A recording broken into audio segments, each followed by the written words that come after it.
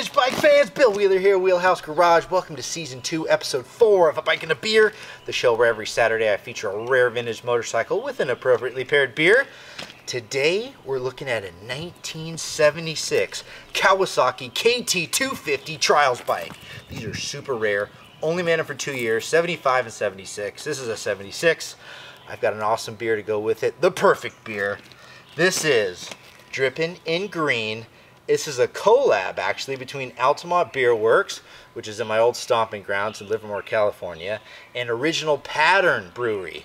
And this is made with a bunch of crazy stuff. I'll show it on the screen here. It sounds awesome. It's perfectly green, like this bike. So let's crank it open and see how it tastes. I don't think I've ever not liked anything Altamont Beer Works has done, so I'm sure this is good, but it certainly is. Drippin' in Green, baby. IPA, 6.8%. Woo! Now, Kawasaki made these to compete with the Spanish bikes that were dominating trials at the time. Bultaco, Montesa, Osa, which you've seen on this show as well. So, Yamaha was, of course, had the TY at this time, so this was the competitor to that. And they didn't make that many of these, which everyone agrees on, but I couldn't actually find the production numbers. If anyone knows exactly how many of these they made in the 2 years, that would be awesome. Just shoot me a comment. That'd be super cool. But a lot of neat features on this bike. Very characteristic of the time in the Japanese market. One of the most interesting items is that this bike employed an oil injection system, which is hidden right here under this cover here. And you can see it's attached to the throttle. And there's an oil tank here under the seat. Now, so you would fill this with premix. You'd put regular pump gas in the tank. By the way, that's a steel tank. Actually, it might be aluminum. Probably aluminum. But it's not fiberglass. So anyway, this bike drips oil right after the carburetor and mixes it on the fly. So you don't pre-mix it on this bike and put it in the tank. Now, great idea. Most people are scared by that idea, so they bypass that system and just run premix so that they know it's going to be, we're not going to run into a situation where the motor is not lubricated enough. This bike is one of those as well. We are running premix on this bike, but the whole system's intact. It could be run. I trust them. But anyway, 250 two-stroke on these, single cylinder obviously, very lightweight bike. This bike is just coming in around 200 pounds, super light. They put a headlight on these. This one works perfectly. These white fenders are correct. This is beautiful original paint and patina on this bike. Absolutely love it.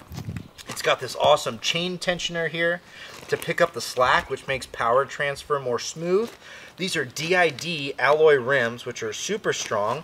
These hubs, they set up to really do a great job at keeping mud and water out. And you can see this interesting bend on the brake arm here, which just helped with cable routing. These are not the stock bars on this bike. Somebody has elected to put these on, but that's okay. Stock controls, very simple Mikuni carburetor on this bike. Choke it and go. These also came with U.S. Forest Service approved spark arresters, which is super rad, and I love to see that this bike is still sporting the original. Oh, so cool. This bike still has, and everyone threw these away, this bike still has the original speedometer here.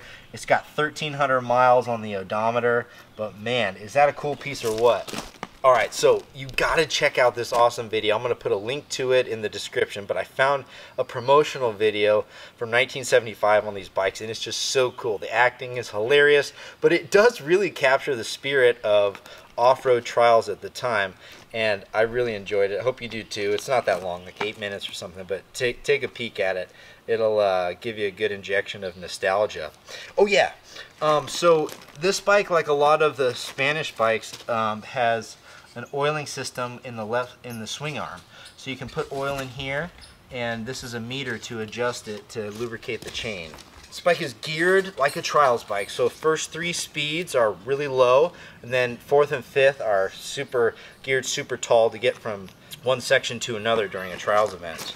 But yeah, man, this thing is super fun to ride. One kind of complaint from the day, I read some articles about the day, these forks were a little bit undersprung. They were kind of sprung for 150 pounds, and if you were above that, it was really, really soft. I did notice that this is a really soft setup. It's kind of hard to find springs this small because these are pretty small stanchions as well. But it was interesting reading that and then experiencing it.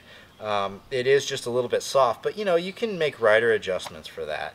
Anyway, I just you know, I don't do that many Japanese bikes on this show, but my dad purchased this a couple weeks ago, kind of whimsically, and we just kind of all just stand around and stare at it and love it. It's just really cool. It's a really neat piece. I love that it's only made for 2 years, so it's kind of a rarity. As you've probably noticed, my dad and I have been accumulating quite a bit of trials bikes lately. They're just so affordable and enjoyable, and there's really great people in the sport. I highly recommend you give it a shot if you haven't already. Anyway, hope you guys enjoyed this episode. We'll be back next week with a whole new bike and a whole new beer, and thank you as always for joining me. Cheers!